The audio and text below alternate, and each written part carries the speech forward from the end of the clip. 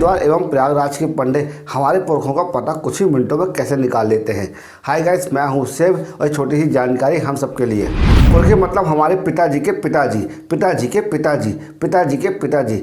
कम से कम 7 पुरखों के नाम उनको पता होता है, जो कि हमें भी नहीं मालूम होता है ना। आश्चर्यचकित बात, जब कोई व्यक्ति अपने पिता, दादा, चाचा आदि की हस्तियों को लेकर आत्मा की शांति एवं पिंडदान कराने के लिए हरिद्वार या फिर प्रयागराज जाता है तो घाट पर पहुंचते ही पंडा उनसे उनकी जाति, गोत्र एवं निवास स्थान की जानकारी लेते हैं।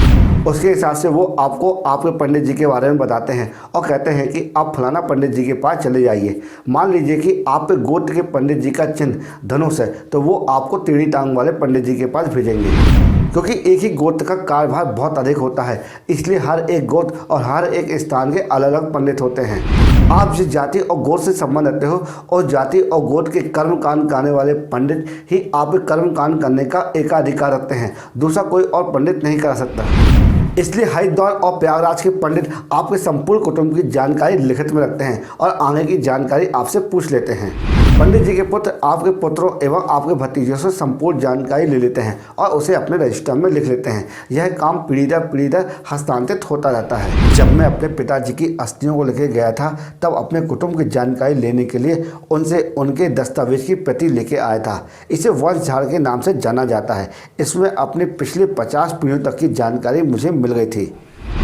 अब एक टिप्पणी के माध्यम से ये प्रश्न आया है कि इन पंडितों के पास पीढ़ी दर पीढ़ी जानकारी कैसे पहुंचती रहती है। होता यह है कि हरिद्वार एवं प्रयागराज के पंडित अपने यजमान से पुत्र एवं भतीजों की संपूर्ण जानकारी लेके यजमान के पुरखों वाले रजिस्टर में लिख लेते हैं। जब पंडित जी के उत्तराधिकारी वैक्स होते हैं, वो इसी दस्तावेजों का प्रयोग करके काम को आगे बढ़ाते हैं। जब ये दस्तावेज पुराने और जर्जर अवस्था में हो जाते हैं, तब यही दस्तावेजों को कॉपी करके नया बना लेते हैं। ठीक उसी प्रकार ये उत्तराधिकारी अपने पुत्रों को भी यही काम सिखा देते हैं और वैक्स होने पर ये यही काम करते हैं। इसी प्रकार यह कार्य पीढ़ी दर चलता रहता है और लिखित दस्तावेज द्वारा जानकारी हस्तांतरित होती रहती है। हो सकता है आने वाली पीढ़ी पूरा डाटा कंप्यूटर में या फिर हार्ड डिस्क में रखे। दोस्तों, हो सकता है हमारे द्वारा दी गई जानकारी अभी पूर्ण ना हो और इसके संबंध में और भी जानकारी आपको पता हो, तो हमें कमेंट सेक्शन में आप जरूर बताइएगा कि हरिद्वार एवं प्रयागराज के पंडित हमारे पूर्वजों का रिकॉर्ड किस तरह सुरक्षित रखते हैं। जय श्री राम।